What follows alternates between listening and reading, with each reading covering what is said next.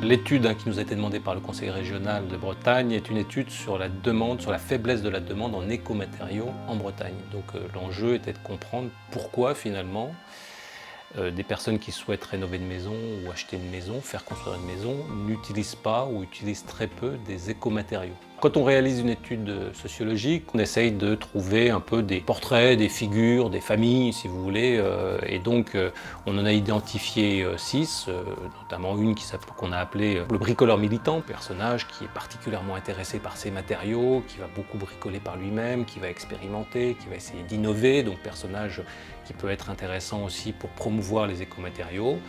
Un deuxième qui est assez sensiblement différent, qu'on a appelé les sensibles, donc qui sont sensibles aux questions qui peuvent toucher à l'environnement, à la santé. C'est très fort la question qui touche à la santé, et plus particulièrement la question de la pollution de l'air, ça c'est la qualité de l'air. Certains, à l'extrême, n'attendent pas grand-chose, ils attendent qu'une seule chose, c'est que ça soit au même prix que les autres matériaux, et qu'à la limite, le constructeur ou l'artisan fasse des choix à sa place. On a une palette de sensibilités qui peuvent être différentes.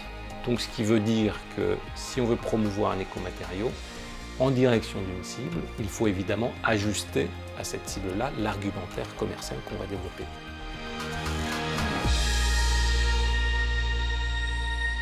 J'habite une partie de l'année cette petite maison donc, qui se situe à l'Armor-Baden. Et on a acheté cette maison il y a environ 6 ans. Qu'on a retapé. On ne voulait pas utiliser les matériaux qu'on trouve les plus couramment, laine de roche, laine de verre. Bon, pour des raisons diverses qui tiennent au côté désagréable du produit quand il faut le poser, au fait que ce soit un produit assez volatile et qui reste un petit peu dans l'air des maisons et qui se dégrade en fait avec le temps. On s'est beaucoup documenté, on a beaucoup fait de recherches sur internet jusqu'à trouver donc, ce matériau qu'on a choisi, qui s'appelle du métis, qui est un produit qui est issu en fait, du recyclage de tissus, de choses comme ça, en fait, qui sont conditionnés pour obtenir en fait, un matériau d'isolation. Et ce matériau, donc, le métis, nous a paru être un bon compromis entre donc, la recherche d'un produit issu du recyclage, avec de bonnes qualités donc, thermiques, des qualités phoniques en plus que n'ont pas les matériaux de base, relativement agréable à poser.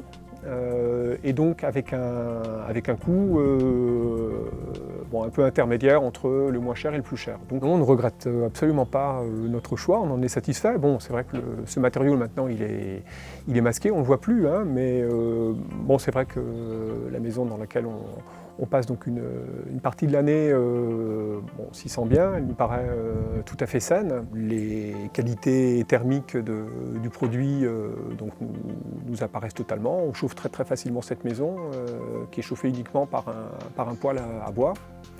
Le matériau a aussi des qualités donc, acoustiques comme je le disais et ça aussi on l'apprécie en fait.